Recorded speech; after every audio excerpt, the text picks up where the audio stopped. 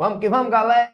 Olha eu aqui, professor Ticiano Lavô, a seu dispor. Começando mais uma live show de bola, aqui direto dos estúdios do curso MS. Para você, futuro servidor da FunSaúde. Nossa prova está se aproximando aí, dia 24. E agora a gente vai aqui brincar com 10 questõezinhas, show de bola, de atualidades, que podem e vão aparecer na tua prova, beleza? Bora começar? Questãozinha de número 1, leia aí comigo, ó. Diz assim, de acordo com a pesquisa Bem-Estar Trabalhista, Felicidade e Pandemia, do Centro de Políticas Sociais da Fundação Getúlio Vargas. Olha aí que pesquisa da Fundação Getúlio Vargas. Getúlio Vargas, que é muito mais, a Fundação Getúlio Vargas, que é muito mais do que uma banca de concurso. É também, olha só, possui também um instituto de pesquisa, que realiza pesquisa em diversas áreas, na área da economia, na área social, e geralmente a banca Fundação Getúlio Vargas se utiliza dessas suas próprias pesquisas para colocar nas suas questões de prova de concurso, beleza? E tem aí, ó, uma pesquisa chamada de Bem-Estar Trabalhista, Felicidade e Pandemia. A FGV, ela quis, com essa pesquisa, medir, exatamente, presta atenção, medir o índice de satisfação, de felicidade do cidadão brasileiro com a sua própria vida. Índice de satisfação com a vida. E ela estabelece, olha só, um parâmetro que vai de 0 a 10 pontos. Quanto mais próximo do 0, claro, menor a satisfação da pessoa com a sua vida. Quanto mais próximo do 10, maior a satisfação com a vida. Aí a questão diz, de novo, relendo, de acordo com a pesquisa Bem-Estar Trabalhista, Felicidade e Pandemia, do Centro de Políticas Sociais da Fundação Getúlio Vargas, o Brasil atingiu em 2020 a pior nota média de satisfação com a vida desde 2006.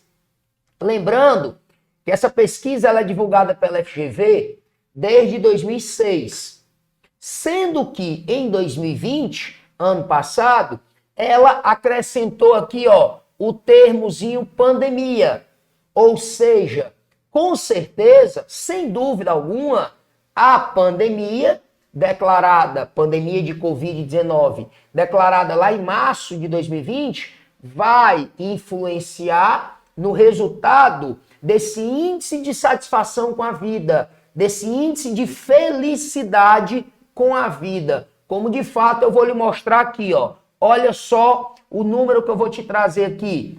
Em 2019, antes da pandemia, o índice de satisfação com a vida do povo brasileiro estava em 6,5 pontos. Pois o índice de 2020, e é exatamente o que a questão quer de você, ó, caiu para 6,1 ponto. Nós tivemos aí uma queda de 0,4 pontos, que segundo a própria FGV é considerada uma queda bem considerável. E com certeza a pandemia tem muito a ver com esse resultado. Portanto, o índice em 2020 ficou em, a resposta da questão, ó, 6,1 pontos. 0,4 foi a queda de 2019 para 2020. Então, a resposta da questão, item E, de Eguinha Pocotó. Bora para 2? Bora para 2? A 2 diz o seguinte, o índice de Gini, criado pelo matemático italiano Conrad Gini, é um instrumento para medir o grau de concentração de renda em determinado grupo. Ele aponta a diferença entre os rendimentos dos mais pobres e dos mais ricos. Galera, isso é a cara da FGV. Índice de Gini. Como a questão está dizendo aí, é um índice que foi criado por um cara chamado Conrad Gini. Isso lá no início do século passado, 1912, por ali, na primeira década do século XX. Ele criou um índice matemático que é capaz, segundo ele, de medir a concentração de renda de um país. E como é que funciona esse índice de Gini? É mais ou menos assim, ó. Suponha que eu tenha aqui um país X, um país qualquer, um país fictício. Vamos fazer de conta que esse país possui 4 habitantes. 4 habitantes. A renda total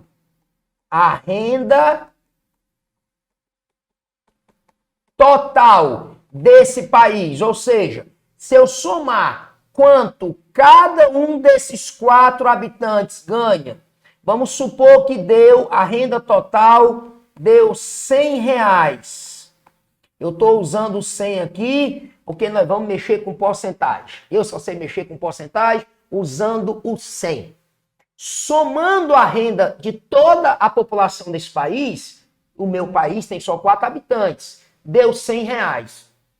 E aí eu descobri que esse cara está desempregado. Então ele ganha nada, a renda dele é 0. Esse aqui também está desempregado, então a renda dele também é 0. Esse aqui está desempregado, a renda dele também é 0. Eu descobri, pessoal, que essa renda total pertence a apenas uma pessoa. Então, eu tenho aqui um exemplo de total desigualdade. Eu tenho toda a renda de um país concentrada nas mãos de uma única pessoa.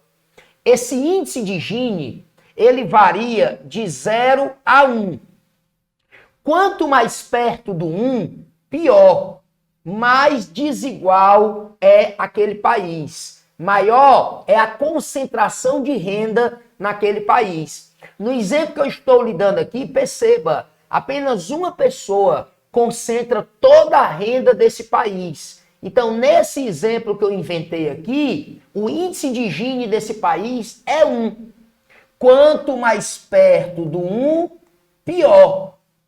Quanto mais perto do 0, melhor. Quanto mais perto do 0, menor a concentração de renda, menor a desigualdade social. O professor me deu um exemplo aí de como seria índice de Gini igual a 0. Nesse país que eu estou inventando, pessoal, ó, o que seria índice de Gini? Opa, o que seria? E eu acabei apagando, sem querer, ó, tem nada não, faço de novo. Nesse país que eu estou inventando, esse país fictício, que tem 4 habitantes,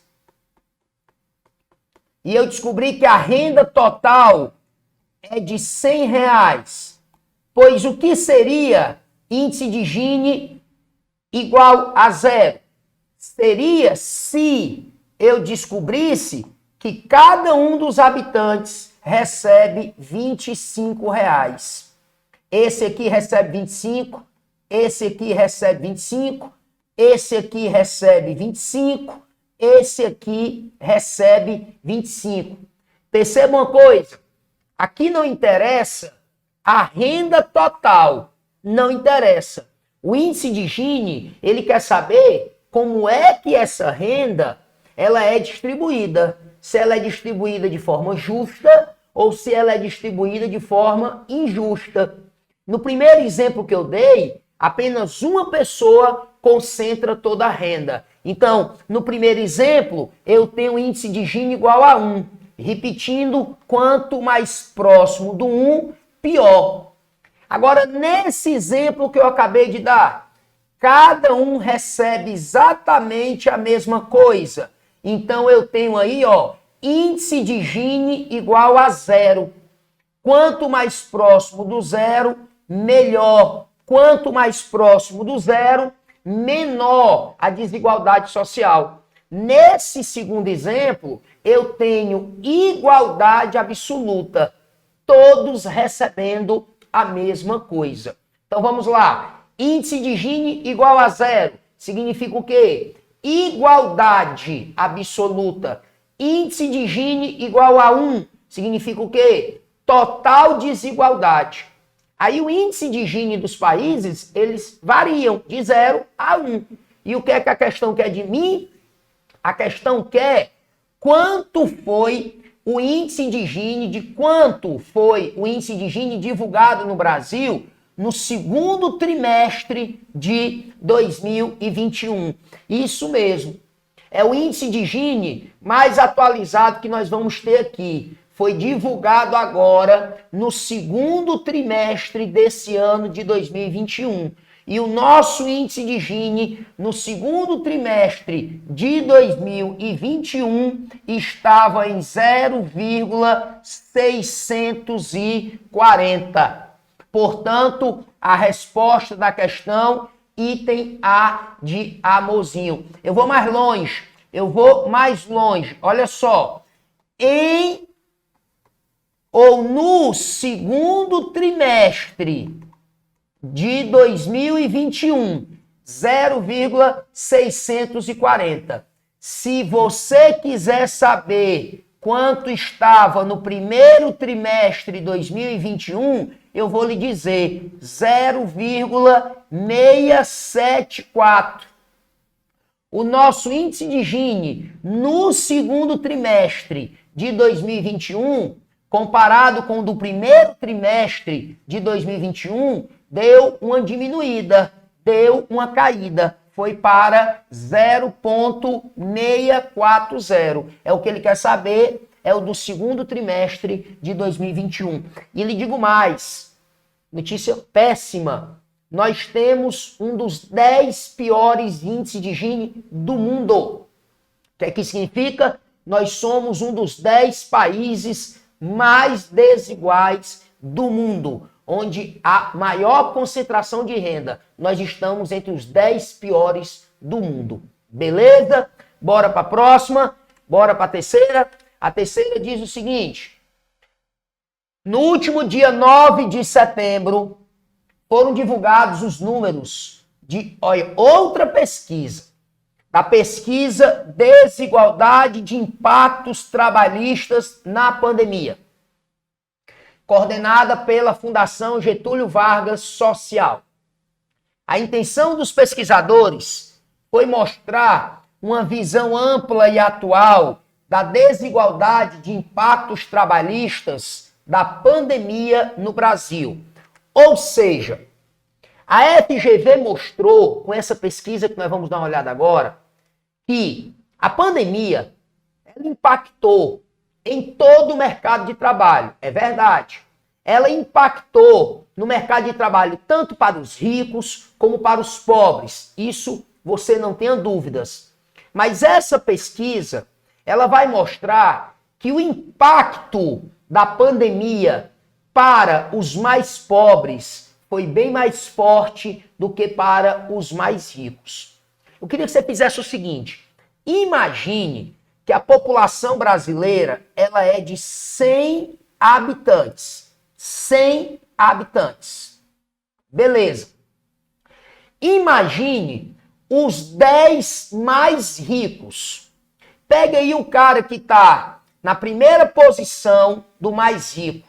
Segunda posição, terceira, deixa eu sumir aqui para não atrapalhar. Terceira, quarta, o quinto mais rico, o sexto, o sétimo, o oitavo, o nono e o 10º mais rico.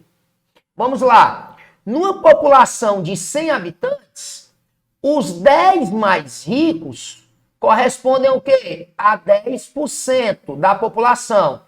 São os 10% mais ricos da população brasileira. Olha só o que a pesquisa vai dizer, galera. Ó, os 10% mais ricos tiveram um impacto, certo? Ficaram, vamos lá, tiveram uma renda diminuída em 7,16%. Esses 10 mais ricos aqui, numa população de 100 habitantes, tiveram uma perda de 7,16% da sua renda. É fato, portanto, que a pandemia impactou os 10% mais ricos da população brasileira. É verdade. Agora, galera, olha que absurdo. Se eu pegar os últimos 50 dessa relação de 100, ou seja, se eu pegar os 50% mais pobres, olha aqui, ó, os 50%, metade da população mais pobre, os 50 últimos dessa lista de 100, os 50% mais pobres tiveram uma perda na sua renda de 21,5%. Olha que absurdo, pessoal. Ó, os 50% mais pobres da população brasileira perderam 3 vezes mais renda do que os 10% mais ricos. Olha de quanto foi a perda da renda dos 50% mais pobres, 21,5%. Olha de quanto foi a perda da renda dos 10% mais ricos, 7,16%. É o que mostrou essa pesquisa divulgada pela FGV no dia 9 de setembro agora de 2021. Vamos ler a questão por inteiro? Vamos ler a questão por inteiro? Por inteira. A questão diz assim: no último dia 9 de setembro, foram divulgados os números da pesquisa Desigualdade de Impactos Trabalhistas na Pandemia, coordenada pela Fundação Getúlio Vargas Social. A intenção dos pesquisadores foi mostrar uma visão ampla e atual da desigualdade, como que a pandemia impactou de forma desigual. A pandemia impactou, todo mundo impactou, mas de forma desigual. De acordo com a pesquisa, a renda individual média do brasileiro, entre informais, desempregados e inativos, está atualmente 9,4% abaixo do nível registrado no final de 2019. Até aí, eu não quero saber. Quero saber aqui, ó, na metade mais pobre da população, os 50% mais pobres da população brasileira, a perda da renda média foi de 21,5%. O que, conforme o estudo, configura o aumento da desigualdade entre a base e a totalidade da distribuição. Ao longo da pandemia, a queda de renda entre os 10% mais ricos ficou em apenas entre aspas, 7,16%. Ou seja, resumo da ópera, enquanto os 50% mais pobres da população brasileira teve uma perda de 21,5% de renda, os 10% mais ricos também tiveram uma perda, mas foi apenas de 7,16%. Ou seja, a perda dos 10% mais ricos foi 1/3 da perda dos 50% mais pobres. Trocando em miúdos, a pandemia afetou principalmente as camadas mais pobres da população brasileira. A renda dos mais pobres caiu 3 vezes mais do que a renda dos mais ricos. Agora para os itens. Afirmativa 1. O aumento do desemprego durante os tempos de pandemia está diretamente ligado aos dados apresentados na pesquisa acima. Claro, galera, a renda caiu porque nós tivemos um desemprego, graças principalmente à pandemia. Muita gente perdeu emprego com a questão do distanciamento, do isolamento, dos lockdowns, do fique em casa. muita gente acabou perdendo emprego. Perdendo emprego, a renda vai lá para baixo. Então, afirmativa 1, verdadeira. 2, o índice de Gini do Brasil atingiu 0,640 no segundo trimestre de 2021. Aí tu volta para a questão anterior, tá aqui, ó, 0,640. Afirmativa 1 também está verdadeira. 2, perdão, né? 2. A 3. Em tempos de pandemia, um dos problemas que mais tem afetado a população brasileira, sobretudo os mais pobres, é a inflação. E tem pesado bastante sobre o preço dos alimentos. Você, dona de casa, você, dono de casa, você que faz compras para sua casa, esse item aqui, ele está latejando na sua frente como verdadeiro. Um dos problemas que nós estamos enfrentando em 2020 e 2021 é a alta do preço dos produtos, sobretudo dos alimentos, que se chama o quê? Alta dos preços, inflação. Eu vou lhe dar um dado aqui que é impressionante, ó. Agora em setembro, nós estamos em outubro, mas no mês anterior, setembro, nós tivemos uma inflação registrada oficialmente de 1,14%.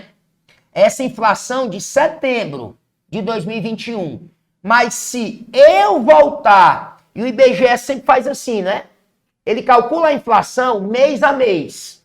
A inflação de setembro de 2021, quanto deu? Tá aqui, ó, 1,14%.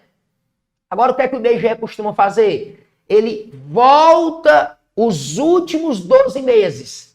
Daquele mês que ele está calculando, os últimos 12 meses.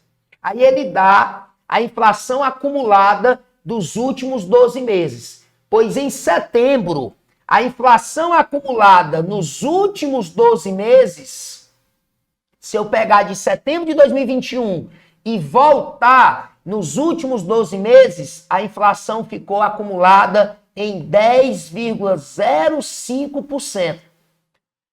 A inflação acumulada dos últimos 12 meses, contando de setembro de 2021 para trás, é considerada, pessoal, uma inflação altíssima. E essa inflação, ela atingiu, sobretudo, o preço dos alimentos. Carne, soja.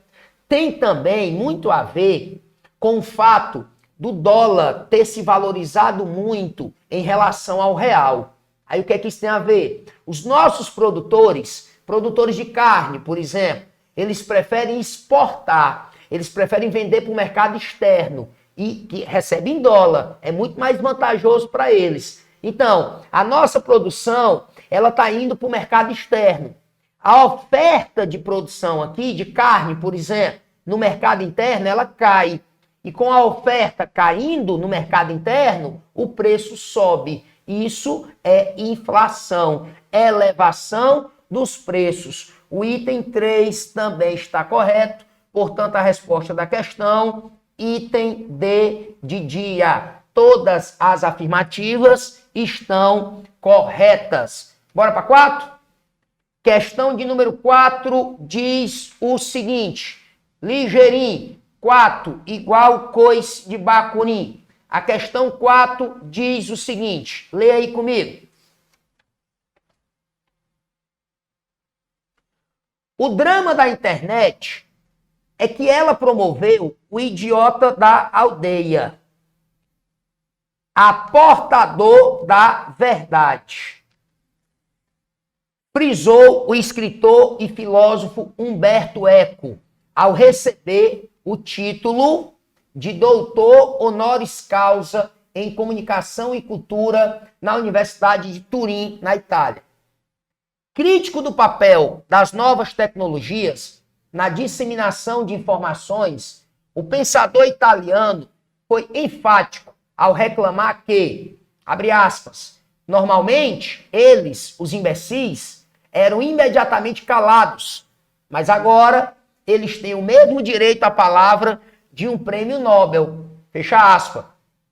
Para o autor de O Nome da Rosa, talvez, né, a principal obra do autor, do célebre Humberto Eco, antes das redes sociais, os idiotas da aldeia tinham direito à palavra em um bar e depois de uma taça de vinho, sem prejudicar a coletividade.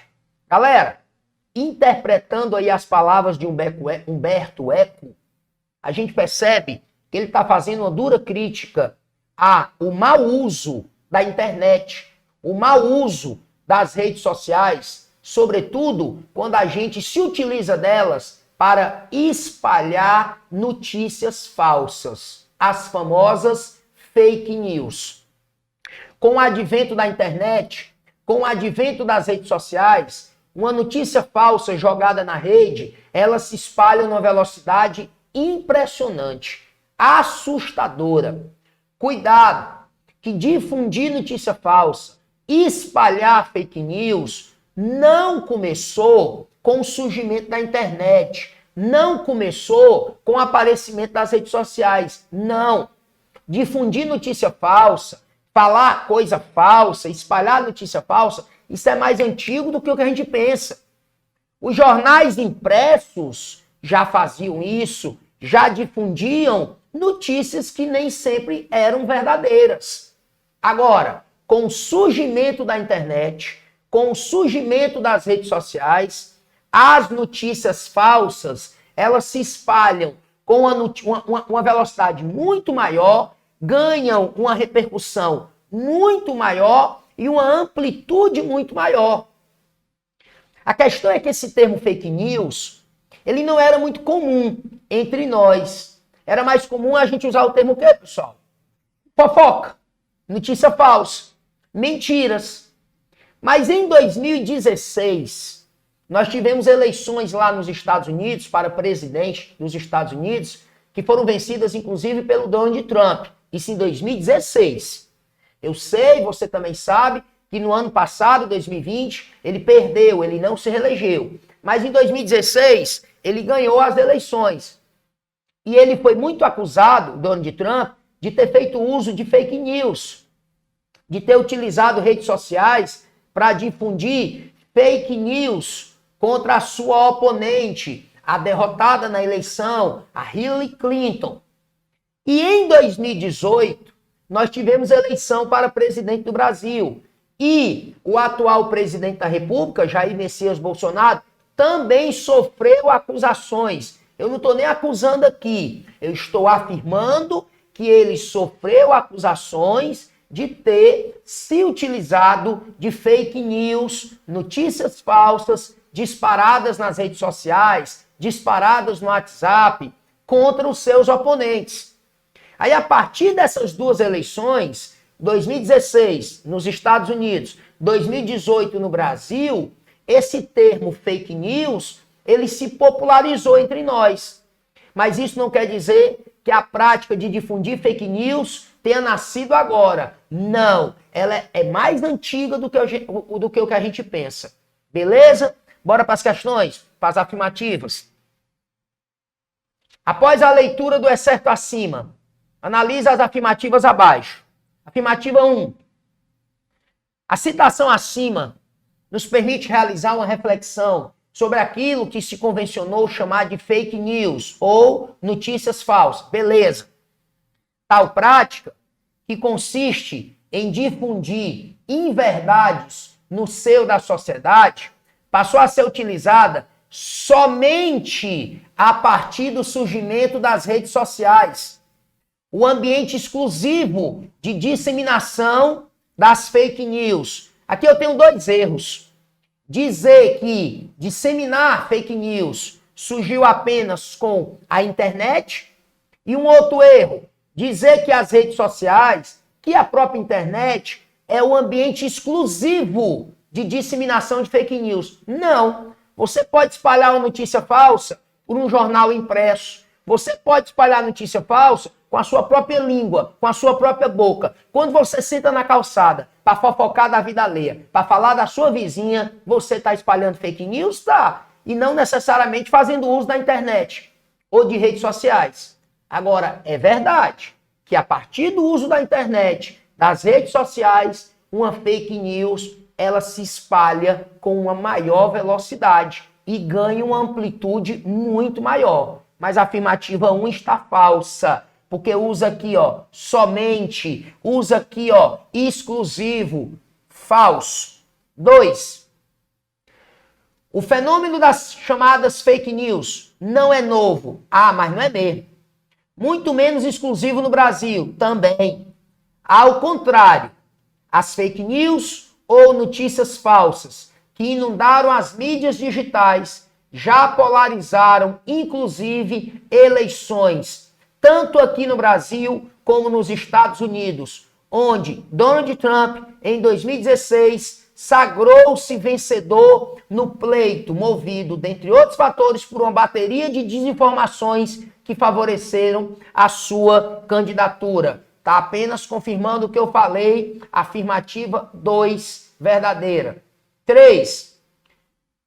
Utilizam da democratização das redes sociais, ou seja, ó, as fake news, os espalhadores de fake news, vamos dizer assim, eles utilizam-se da democratização das redes sociais, assim propagando informações erradas sobre muitos assuntos. A gente, muitas vezes, quando promove essa prática de difundir fake news, a gente acaba se aproveitando, né, da tal liberdade de expressão, que é oriunda da democracia, mas muitas vezes a gente extrapola os limites da liberdade de expressão e acaba promovendo o que a gente chama de fake news. Portanto, a resposta da questão, afirmativa 2 e 3, são verdadeiras. Item C de cururu. E vamos que vamos. Questão de número 5, galera. Dando aqui continuidade à nossa live sobre o tema fontes de energia. Podemos afirmar que o Brasil possui uma matriz elétrica. Ó, galera, toda vida que você der de cara com essa palavra, com essa expressão, matriz elétrica, o que é que significa isso? É de onde vem a nossa energia elétrica. Onde está sendo produzida a energia elétrica que liga a sua televisão? A energia elétrica que liga a sua geladeira? A energia elétrica que liga o seu ventilador? Isso significa falar de matriz elétrica. E aqui no Brasil, nós sabemos que a principal forma de produção de energia elétrica é a hidrelétrica, que utiliza como fonte da natureza a chuva, a água. Vou colocar água aqui. Água. A hidrelétrica, ela é responsável no Brasil pela produção de mais ou menos 64,9% da nossa energia elétrica. Eis o problema. Agora, em 2021, nós tivemos o pior ano dos últimos 91 anos do nosso período chuvoso. Aqui no Brasil, as chuvas costumam acontecer ali no final de dezembro, aí vem janeiro, fevereiro e março, que é o nosso verão, tá, galera? O período chuvoso é o verão, onde as temperaturas esquentam, a temperatura fica mais alta, aí a água dos rios, dos mares, dos lagos, das lagoas evapora, e aí nós temos chuva. E esse período é ali, final de dezembro, janeiro, fevereiro e março. Pois nós tivemos um período chuvoso, ou o período chuvoso pior dos últimos, o quê? 91 anos. Nós estamos enfrentando uma tremenda crise hídrica. Aí o que é que acontece com o lago das hidrelétricas? Baixa. Aí nós vamos para o plano B. O plano B no Brasil são as termoelétricas. As termoelétricas, elas respondem por 9% da produção de energia elétrica no Brasil. Agora perceba uma coisa, olha a diferença entre a principal forma de geração de energia elétrica no Brasil e a segunda. A primeira, que é a hidrelétrica, ela responde por 64,9%. A segunda, que é o plano B, por 9%. Então nós temos aqui uma coisa o quê? Desequilibrada. Nós temos uma matriz elétrica no Brasil altamente desequilibrada. Item C de cururu. Porque a principal forma de produção de eletricidade no Brasil responde por 64,9%, enquanto que a segunda principal forma responde por apenas o quê? 9%. Então isso não é equilíbrio, isso é um desequilíbrio. O item A estaria falso. Olha o B. Altamente dependente de fontes secundárias. Pessoal, nós somos altamente dependentes de água. Água não é fonte secundária. Água é fonte primária. O que são fontes primárias? São aquelas que eu encontro na própria natureza. O item D, nós temos uma matriz elétrica que possui como principal fonte primária um combustível fóssil. Não. Que possui como principal fonte primária a água. Combustível fóssil aqui seria petróleo, seria carvão mineral, seria gás natural. Nós temos como principal fonte primária a água utilizada nas hidrelétricas. E água é uma fonte renovável. Por isso que o item E também está falso, ó, que possui como principal fonte primária um recurso não renovável. Está errado. A água, que é o nosso principal, ou a nossa principal fonte primária, ela é renovável. Portanto, a resposta da questão 5, item C de cururu. Vamos para a questão 6. Não poderia deixar de trazer uma questão sobre desenvolvimento sustentável. Falamos demais nas nossas aulas aqui pelo curso MS. O que é desenvolvimento sustentável? Está aí escrita, inclusive está em negrito, em itálico. Essa frase que está aí na questão é a definição aceita pela ONU para desenvolvimento sustentável.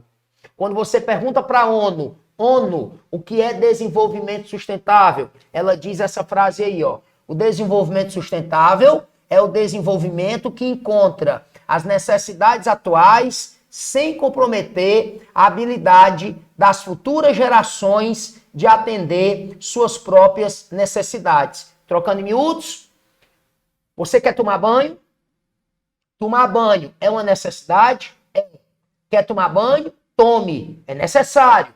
Mas para tomar banho, eu preciso de água. Só que água é um recurso da natureza. Se eu não utilizar esse recurso da natureza de forma responsável, consciente, pode ser que as futuras gerações, os meus filhos, os meus netos, não tenham o mesmo privilégio que eu e que você, que é de tomar um bom banho depois de um dia de trabalho.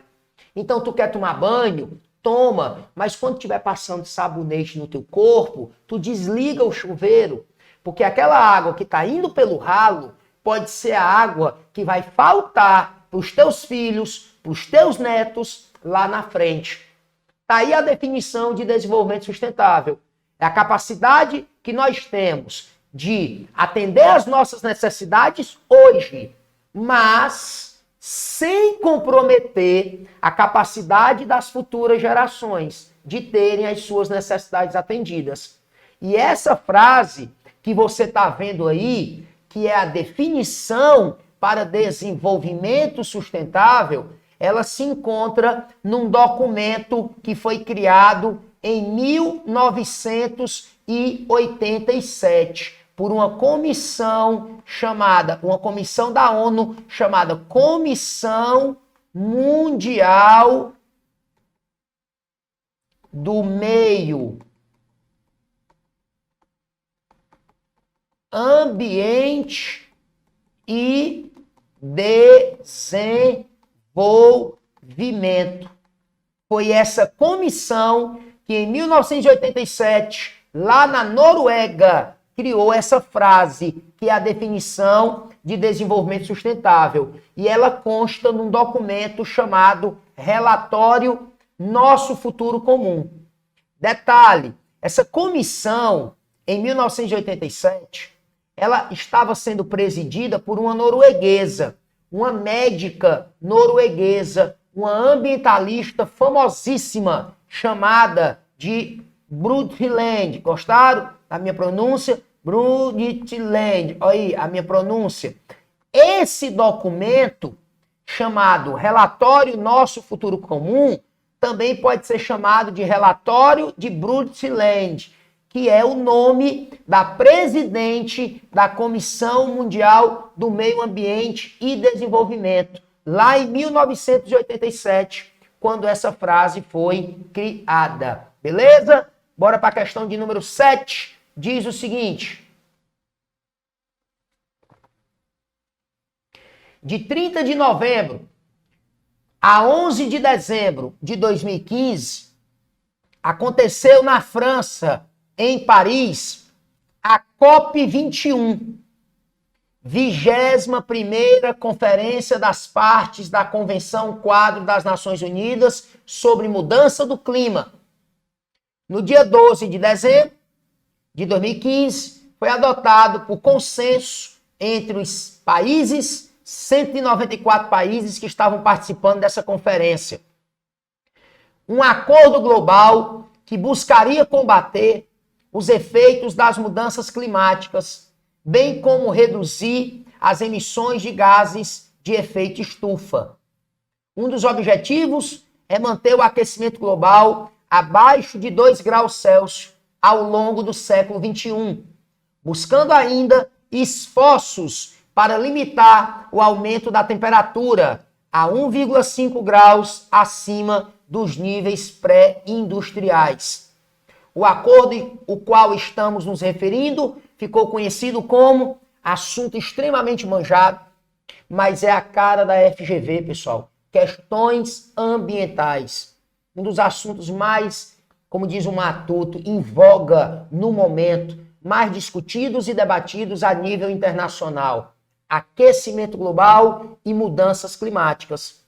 E em 2015, aconteceu na França, em Paris, uma conferência para discutir sobre mudanças climáticas. Para falar a verdade, pessoal, todos os anos, desde 1995, que a ONU realiza essa conferência chamada COP, Conferência das Partes sobre Mudanças Climáticas. Todo ano é realizada uma COP. A de 95 é a COP 1. A de 2015 foi a COP 21. Se tu contar nos dedos, 95, COP 1, 96, COP 2, 97, COP 3. Aí em 2015 nós tivemos a COP 21. E foi na COP 21 que foi criado um documento onde 194 nações, elas se comprometeram a quê? A reduzir suas emissões de gases poluentes. Monóxido de carbono, que é o CO, dióxido de carbono, que é o CO2, o gás carbônico, o gás metano, que é o CH4. Esses gases são chamados gases de efeito estufa, GEE, que contribuem para o aquecimento global. E nesse documento, criado lá na COP21, cada país estabeleceu metas para reduzir suas emissões de gases de efeito estufa. Esse documento é o famoso Acordo de Paris. Paris, item D de dia. É a resposta da questão. Bora para a questão 8? Questão 8 diz o seguinte. Deixa eu logo dar uma geral nessa 8 aqui para você. Agora, no último dia 20 de janeiro de 2021, foi quando assumiu a presidência dos Estados Unidos, o novo presidente que venceu as eleições em novembro do ano passado, Joe Biden. Joe Biden. Do partido o quê? Do Partido Democrata. Ele venceu o Donald Trump, que disputou a reeleição e perdeu. E o Joe Biden, no dia em que tomou posse, dia 20 de janeiro, ele, no seu discurso de posse, ele fez uma promessa.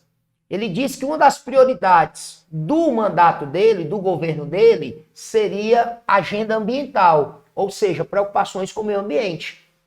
E nos dias, ó, tá aqui na questão, ó, 22 e 23 de abril desse ano, 2021, o Joe Biden realizou um evento que ficou conhecido como Cúpula do Clima. O Joe Biden convidou 40 líderes mundiais para tratar sobre esse assunto. Clima, aquecimento global, mudanças climáticas. Esse evento ele não aconteceu de forma presencial, em virtude ainda das questões da pandemia. Esse evento ele aconteceu de forma remota, dias 22 e 23 de abril. E um dos convidados foi o presidente do Brasil, Jair Bolsonaro. E o Bolsonaro, o discurso dele aconteceu no dia 22 de abril. E no seu discurso, o presidente Jair Bolsonaro fez uma promessa. E é exatamente o que a questão que é de você. O presidente Jair Bolsonaro, ele prometeu que o Brasil irá, até 2030, zerar o desmatamento ilegal da Amazônia. E também ele prometeu o seguinte, ó, que até 2025 o Brasil irá reduzir em 37% as suas emissões de gases poluentes.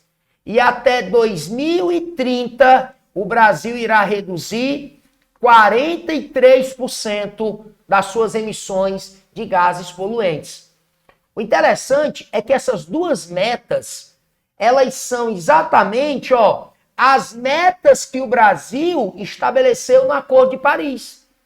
Reduzir em 37% as suas emissões de gases poluentes até 2025 e em 43%, deixa eu sair do meio, até 2030. Isso comparando com o que a gente emitia em 2005. Pois nesse evento, que foi organizado pelo presidente americano Joe Biden, o presidente do Brasil, Jair Bolsonaro, fez duas promessas. Primeira promessa, reduzir, ó, até 2025 as emissões de gases poluentes em 37% e até 2030 em 43%. E ele também prometeu, e é o que a questão quer da gente, ó, zerar o desmatamento ilegal da Amazônia até 2030. Essa foi a promessa que o presidente Bolsonaro fez nesse evento. Esse evento que foi organizado pelo Joe Biden entre os dias 22 e 23 de abril desse ano de 2021. Um evento que ficou conhecido como Cúpula do Clima.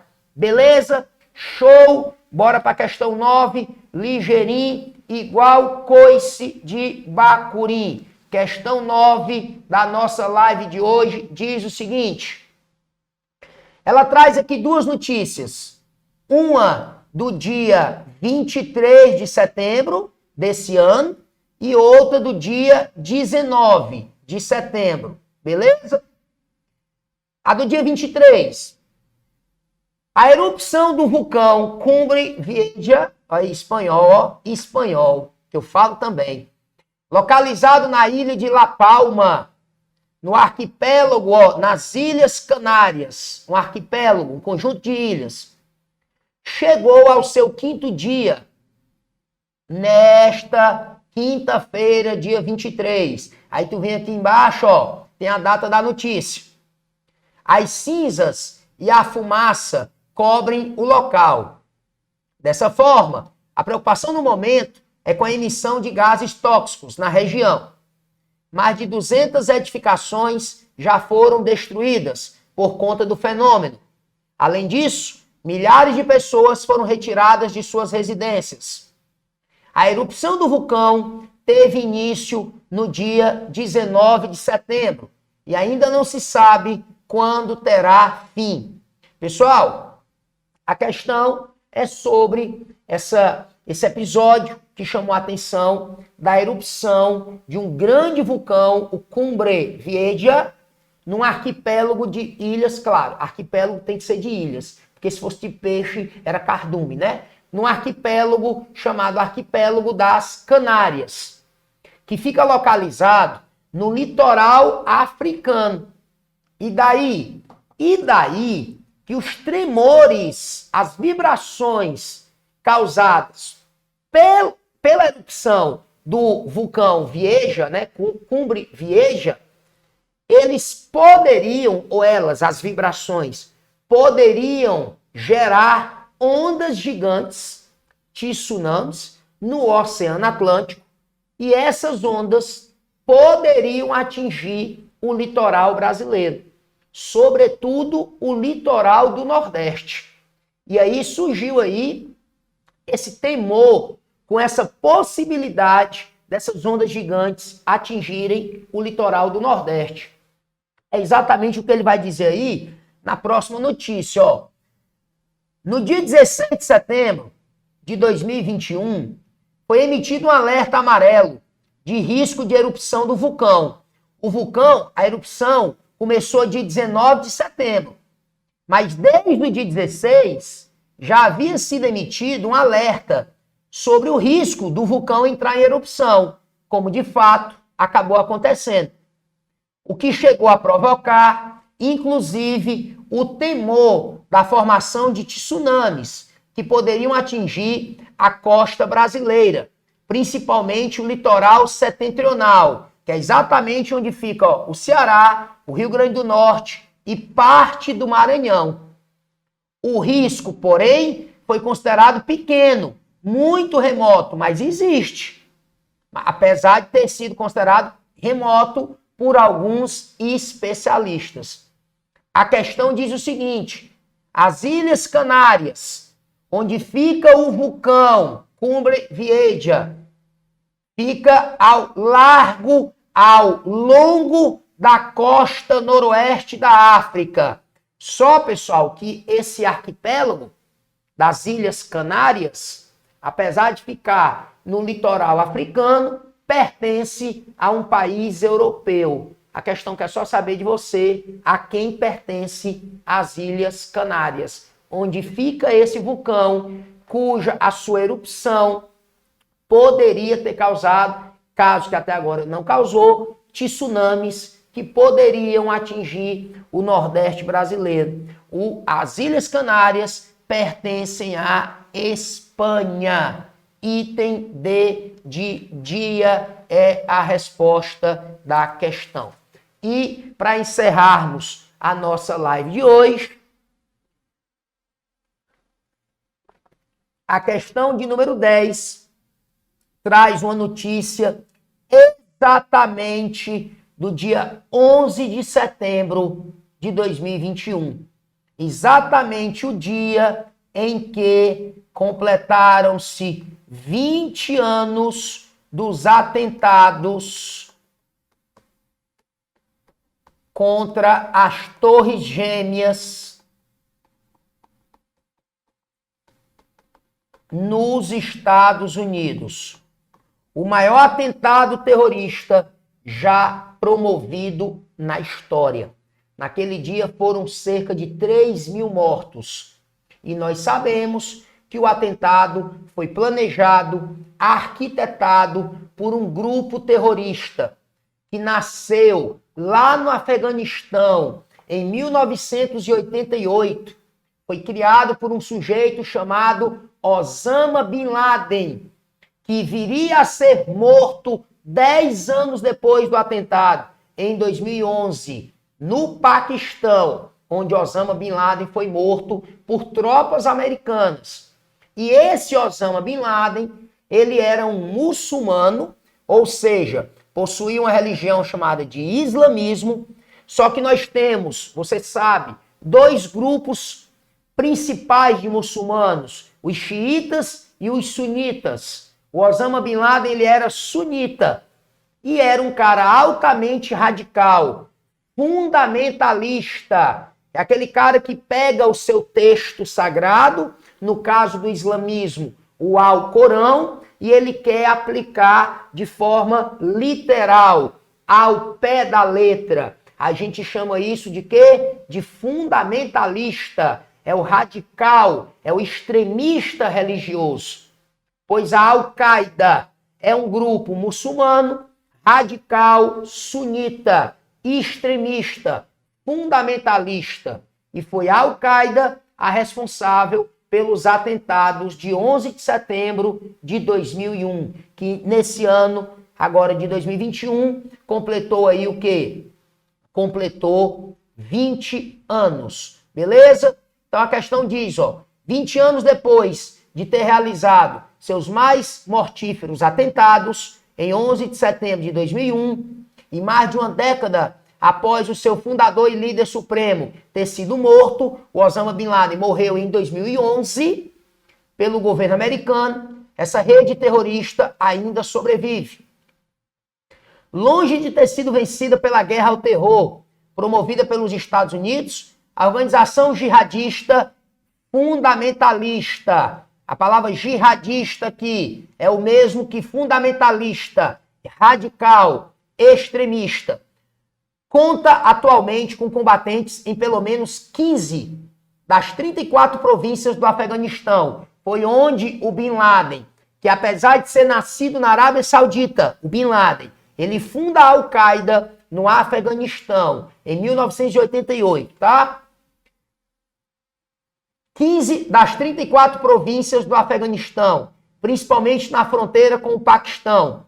E no próprio país vizinho. A Al-Qaeda ela atua também ali, no país vizinho, Paquistão.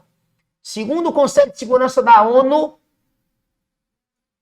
o relatório aponta ainda presença significativa do grupo na Síria e no continente africano. A questão, pessoal, que é só o nome do grupo terrorista, que foi o responsável pelos atentados de 11 de setembro nos Estados Unidos, lá em 2001. Al-Qaeda, que significa a base. É o significado do termo Al-Qaeda.